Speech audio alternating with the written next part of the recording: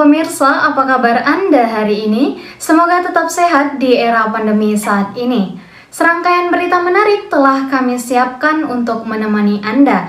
Bersama saya Via Hana Febiola, inilah Jurnalista.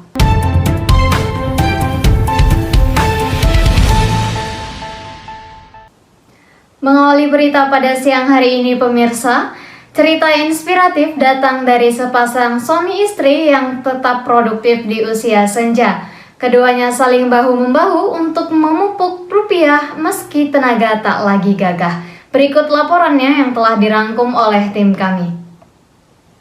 Tetap produktif di masa tua dengan berbisnis. Tetap produktif di masa tua memang bukan hal yang biasa. Berbisnis rumahan bisa dijadikan ide bisnis di masa tua. Seperti Ibu Suntari dan suami yang menjalankan bisnis rumahan di masa tua. Dengan bisnis ini tentunya mendatangkan pundi-pundi uang untuk mereka di masa tuanya. Ibu Suntari berusia 70 tahun dan suaminya 60 tahun, menjalankan usaha rumahan ini sejak tahun 2004. Ibu Suntari memulai usaha di rumah karena kondisinya yang sudah lansia. Sebelumnya diketahui Ibu Suntari berjualan sembako di pasar. Ibu Suntari mengatakan bahwa dirinya tidak mendapatkan izin dari anaknya untuk berdagang kembali karena faktor usia. Namun, menurut beliau, seorang lansia tidak bisa hanya berdiam dan duduk saja, tetapi juga harus memiliki kegiatan agar memiliki pikiran lancar dan tubuh yang sehat, ujar Ibu Suntari Selasa 9 Juli 2022. Awal mula Ibu Suntari membangun usaha sewa indekos atau lebih sering dikenal dengan kos-kosan. Awalnya hanya ada 3 kamar, sekarang menjadi 16 kamar. Untuk pendapatan Ibu Suntari per tahunnya dari usaha ini mencapai Rp87.600.000. Tidak hanya usaha indekos, Ibu Suntari juga memiliki usaha warung makan dan suaminya memiliki usaha pengobatan alternatif serta budidaya ikan. Selama menjalankan usaha, Ibu Suntari hanya mendapatkan kendala pada saat pandemi, selebihnya aman-aman saja. Baik, berita selanjutnya, Merdeka Belajar Kampus Merdeka menjadi wadah untuk mengembangkan berbagai keilmuan dan meningkatkan kualitas lembaga pendidikan. Dosen dan beberapa perwakilan mahasiswa sastra Indonesia Universitas Ahmad Dahlan memanfaatkan program ini dengan melakukan studi banding ke Universitas Udayana. Tujuan kegiatan ini untuk mewujudkan tridharma perguruan tinggi, yakni penelitian dan pengembangan masyarakat. Sastra Indonesia Universitas Ahmad Dahlan bersama Universitas Udayana melakukan segenap kerjasama. Kita telah terhubung oleh Ita yang akan mewawancarai langsung salah satu mahasiswa Sastra Indonesia Universitas Ahmad Dahlan yang melakukan studi banding ke Universitas Udayana. Ita, silahkan. Ya, terima kasih Via. Assalamualaikum warahmatullahi wabarakatuh. Saya Aita Nafitasari bersama narasumber Firda Nur Aisyah. Saya akan memperkenalkan terlebih dahulu narasumber kita, Firda Nur Aisyah, sebagai perwakilan dari HMPS Sastra Indonesia Fakultas Sastra Budaya dan Komunikasi Universitas Ahmad Dahlan yang mengikuti studi banding ke Sastra Indonesia Fakultas Ilmu Budaya Udayana, tepatnya di Bali. Baik Mbak Firda, bisa diceritakan secara singkat apa saja dan kapan serta siapa yang mengikuti kegiatan studi banding tersebut? Berada di Universitas Udayana, Denpasar, Bali, tanggal 19 Juli 2022. Bersama dosen sastra Indonesia dari kedua kampus dan perwakilan mahasiswa dari Himpunan Sastra Indonesia. Baik, Mbak Firda. Kemudian bagaimana peran mahasiswa sastra Indonesia dalam studi banding tersebut, Mbak? Membuat konsep kegiatan dengan mengevaluasi apa saja kekurangan yang ada pada masing-masing kegiatan himpunan yang belum terjalankan, sehingga menemukan perumusan konsep yang diinginkan, sekaligus menciptakan kerjasama antar himpunan. Baik, bagaimana dampak dengan adanya kegiatan ini atau timbal baliknya terhadap mahasiswa? Silakan Mbak Firda. Untuk menggali informasi atau sharing pengalaman dalam berorganisasi dan menjalin hubungan antar universitas dalam lingkup himpunan, serta menambah wawasan dan pengetahuan yang akan diterapkan ke depannya oleh himpunan, sehingga kegiatan ini akan sangat bermanfaat sekali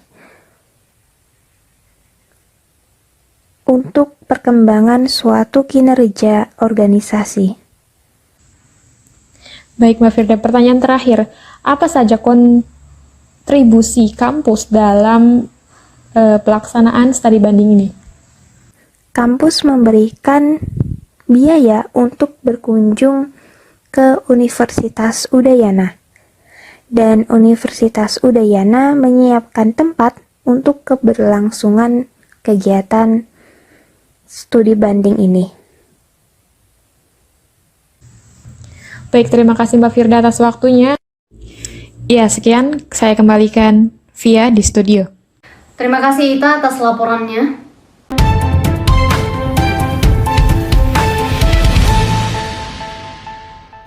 Pemirsa, berita internasional datang dari Eropa Barat. Cuaca dengan gelombang panas melanda Inggris dan bagian negara lainnya. Negara-negara yang identik dengan udara yang sejuk kini menjadi panas setelah suhu di sana mencapai lebih 40 derajat Celcius. Suhu ekstrim itu mengakibatkan kebakaran hingga kematian. Berikut liputan dari reporter kami, Tubagus Abdan, silahkan. Ya, terima kasih Via di studio. Gelombang panas melanda Eropa bagian barat. Untuk pertama kalinya, Inggris yang biasa berhawa sejuk kini telah mencatatkan rekor yang cukup mengejutkan. Tercatat, suhu di sana melewati 40 derajat Celcius.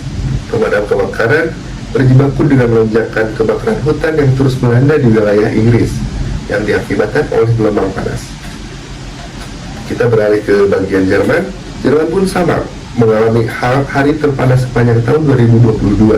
Tercatat, suhu di sana mencapai 39,3 derajat Celcius yang terjadi pada pukul 4 sore di kota Duisburg bagian Jerman Barat.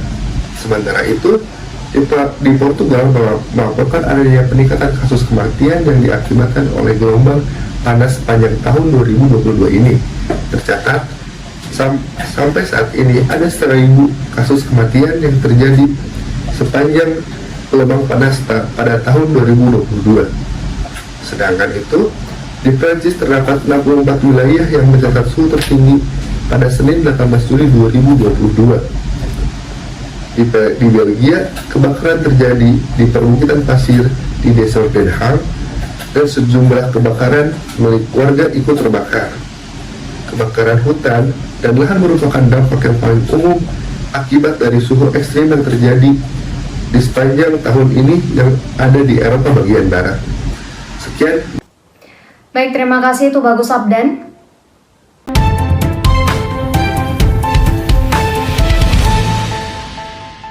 Sekolah dasar di Bantul mengalami penurunan jumlah murid. Salah satu penyebabnya karena pernah terjadi kasus asusila yang dilakukan oknum guru. Pihak sekolah turut memutar otak untuk menumbuhkan kepercayaan masyarakat terhadap sekolah dasar tersebut. Dinas Pendidikan Pemuda dan Olahraga Disdikpora Bantul menyatakan terdapat 5 sekolah yang mengalami krisis murid baru saat penerimaan peserta didik baru atau PPDB tingkat sekolah dasar negeri tahun ajaran 2022-2023. Salah satunya yaitu SDN Bongsreng yang terletak di Kelurahan Gilang Harjo, Kecamatan Pandak, Kabupaten Bantul, yang hanya mendapatkan 8 peserta didik baru. Menurut Ketua Dewan Sekolah SDN Bongsreng Dalyanto, hal ini terjadi akibat kasus asusila yang sempat terjadi di sekolah tersebut pada tahun 2015 silam. Tindakan salah satu oknum guru di SDN Bongsreng itu lantas membuat masyarakat merasa resah dan menumbuhkan stigma buruk bagi SDN tersebut. Dalam 3 tahun terakhir, Dalyanto bersama para guru dan sejumlah tokoh masyarakat sekitar telah berusaha agar jumlah siswa baru yang mendaftar dapat meningkat. Salah satunya adalah dengan cara memberi himbauan kepada masyarakat sekitar.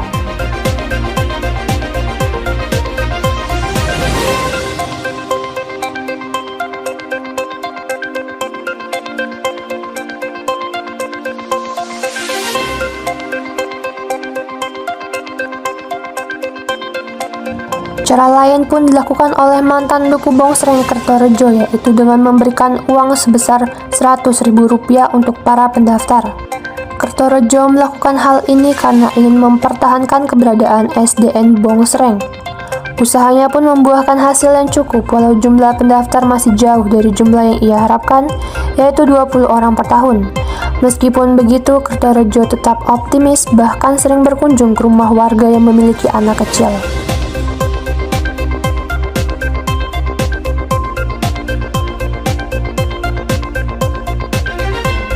Kendati demikian, Kepala Disdikpora Bantul Isdarmoko berpendapat bahwa fenomena krisis siswa yang terjadi di SDN Bongsreng bukanlah karena isu atau stigma negatif, melainkan karena program KB yang telah berjalan di masyarakat, di mana hal tersebut membuat jumlah anak sekolah menjadi berkurang.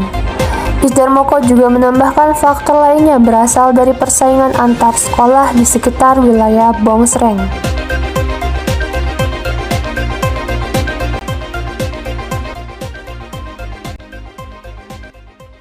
Baik pemirsa, memasuki ranah politik, agenda pemilihan presiden 2024 telah memunculkan beberapa nama calon. Namun, lain halnya dengan Sandiaga Uno, mantan calon wakil presiden dalam pemilu 2019 itu kini fokus membangun ekonomi kreatif.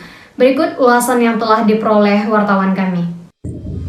Pilpres di tahun 2024 banyak menimbulkan perdebatan di masyarakat terkait kandidat siapa saja yang akan mencalonkan diri menjadi presiden di tahun 2024. Diperkirakan nama yang sekiranya akan mencalonkan diri antara lain Ganjar Pranowo, Anies Baswedan, Prabowo Subianto, dan lain sebagainya, termasuk juga Sandiaga Uno.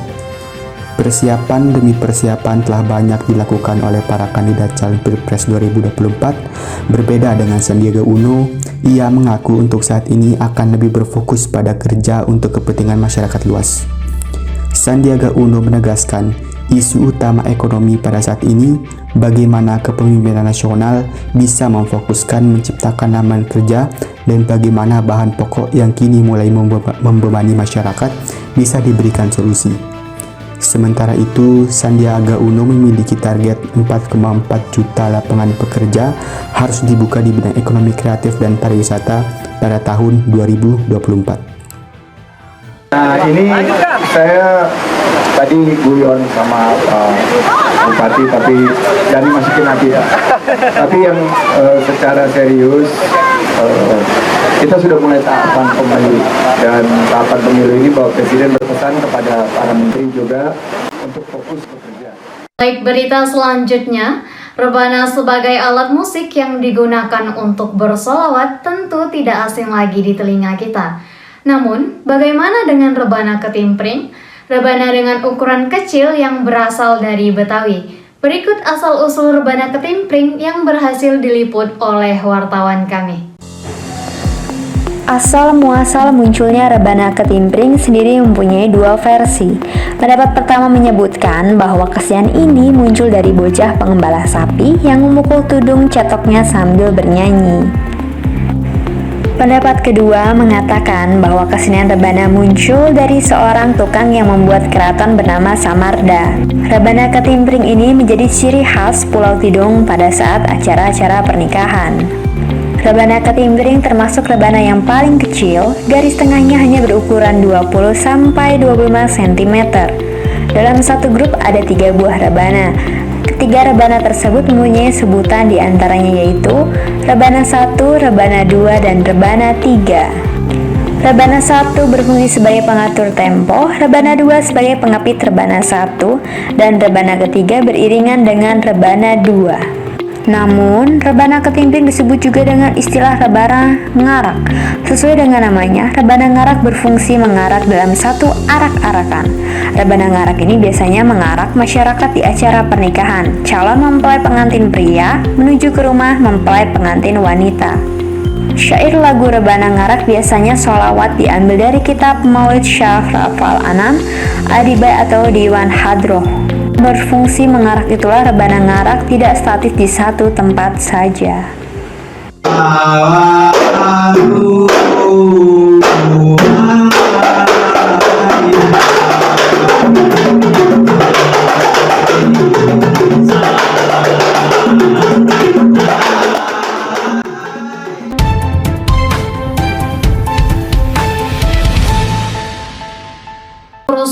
antar suku kembali terjadi di Babarsari, Sleman, Yogyakarta. Peristiwa itu menimbulkan kerusakan dan kerugian material hingga korban mengalami luka. Gubernur Yogyakarta ikut turun tangan untuk meredam konflik tersebut.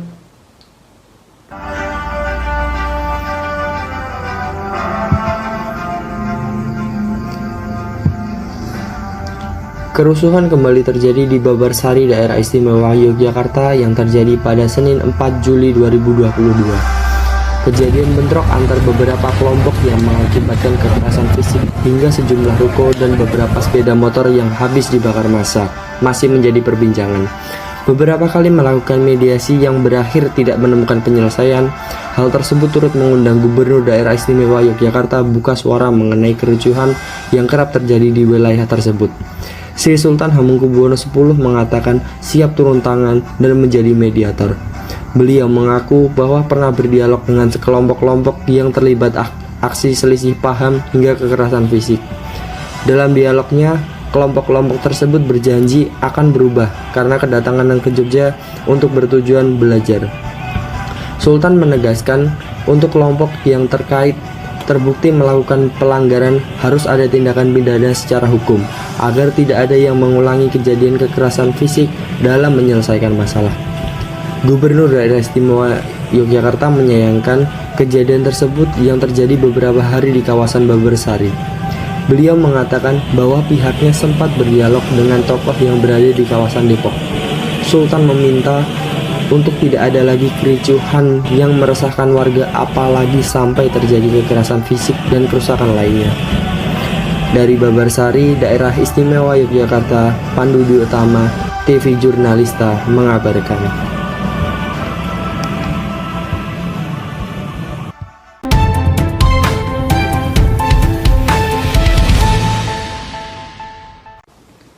Baik pemirsa, dalam pegelaran Olimpiade bulu tangkis di Jepang, pasangan ganda putri Indonesia berhasil meraih medali emas setelah melewati drama panas menghadapi tangguhnya lawan. Medali emas tersebut diberikan kepada Grecia Poli dan Apriani Rahayu. Berikut liputannya. Diketahui di Olimpiade pada tahun 2020 yang diselenggarakan di negara Jepang, Indonesia akan dipastikan berhasil membawa medali emas dari cabang olahraga bulu tangkis.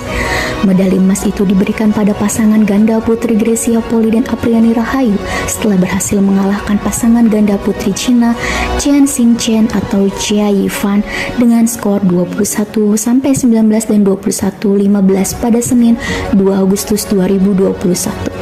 Musashino Forest Plaza sendiri menjadi saksi perjuangan Grecia dan Apriani dalam pertandingan yang berlangsung 57 menit itu. Grecia dan Apriani tampil percaya diri sejak memasuki awal pertandingan. Tak mau membuang waktu terlalu lama, Grecia dan Apriani langsung mengambil interval game pertama dengan skor 21-19. Pada game kedua, Grecia dan Apriani tak mengendor perlawanan. Meski bermain dengan rally panjang, mereka tetap bisa mengontrol permainan lawan. Grecia dan Apriani akhirnya berhasil membuat lawan frustasi dan menyudahi permainan dengan skor 21-15 pada game kedua. Rasanya campur aduk, banyak orang tidak percaya kami, tapi kami percaya kami. Tuhan percaya kami. Korea dan Cina sendiri lawan yang sangat kuat. Kami hanya mau memberikan yang terbaik untuk Indonesia, kata Grecia. Medali emas ini bukan hanya impian ke Grecia, tetapi juga saya. Medali emas ini saya persembahkan untuk almarhum orang tua saya dan kakak saya, tambah Apriani. Ganda putri peringkat 6 dunia tersebut berhasil mengukir sejarah pada perhelatan Olimpiade Tokyo dengan menjadi ganda putri pertama Indonesia yang sukses meraih medali emas Olimpiade sejak debut bulu tangkis di Barcelona pada tahun 1992. Sebelum pasangan ganda putri Grecia dan Apriani, tak ada satupun pasangan ganda putri Indonesia yang berhasil membawa pulang medali Olimpiade. Menarik tentunya melihat perjuangan Grecia dan Apriani di final tersebut. Mereka sangat berjuang habis-habisan agar bisa meraih emas olahraga 4 tahunan tersebut. Kini berkat perjuangan itu, Grecia dan Apriani berhasil memberikan medali emas pertama untuk Indonesia di sektor ganda putri pada ajang Olimpiade.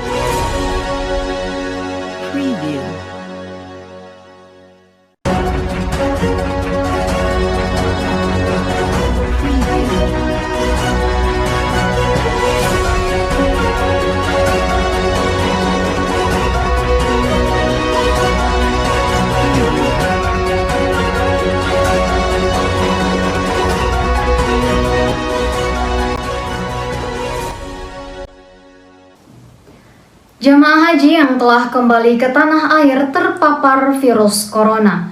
Dari total 9.551 jamaah haji, terdapat 14 jamaah yang terpapar COVID-19. Diketahui sejumlah jamaah haji yang terpapar COVID-19 tersebut dibekali dengan kartu kewaspadaan kesehatan jamaah haji. Berikut liputan dari wartawan kami, Rosta, silahkan. Iya baik, terima kasih Via di studio. Selamat siang pemirsa. 14 jemaah haji asal Indonesia yang telah tiba di tanah air terkonfirmasi terpapar COVID-19. 14 jemaah haji tersebut merupakan 13 jemaah haji asal embarkasi Surabaya dan 1 jemaah haji asal embarkasi Solo. Informasi tersebut disampaikan langsung oleh juru bicara Kementerian Kesehatan, Muhammad Syahril, yang juga turut menyampaikan bahwa 14 jemaah haji tersebut merupakan berasal dari ribuan jemaah haji asal Indonesia yang telah tiba di tanah air sejak 15 Juli lalu. Kepala Pusat Kesehatan Haji Kementerian Kesehatan Budi Silvana mengatakan jemaah haji yang positif COVID-19 dengan kasus berat maka akan dirawat di rumah sakit, sedangkan jemaah haji yang positif COVID-19 dengan gejala ringan maka akan melakukan isolasi mandiri di rumah. Tidak ada karantina terpusat bagi jemaah haji yang telah tiba di tanah air via. Namun jemaah haji akan dipantau secara mandiri di daerah masing-masing. Jemaah haji juga akan diminta untuk mengisi kartu kewaspadaan guna untuk dapat memantau kesehatan jemaah haji secara mandiri selama 21 hari ke depan. Namun via pada saat pemeriksaan di bandara terindikasi bergejala COVID-19 atau suhu tubuh mencapai 37,5 derajat Celcius, maka akan dilakukan pemeriksaan konfirmasi dengan pemeriksaan PCR. Seperti itu via laporan kesehatan jamaah haji yang telah tiba di tanah air. Saya kembalikan di studio. Baik Rosta, terima kasih atas laporannya. Pemirsa, berita tersebut sekaligus menutup perjumpaan kita pada siang hari ini. Jangan lupa terus saksikan Jurnalista setiap hari Senin dan Kamis pukul 13 waktu Indonesia Barat. Saya Via Hana Febiola, mohon undur diri. Terima kasih dan sampai jumpa.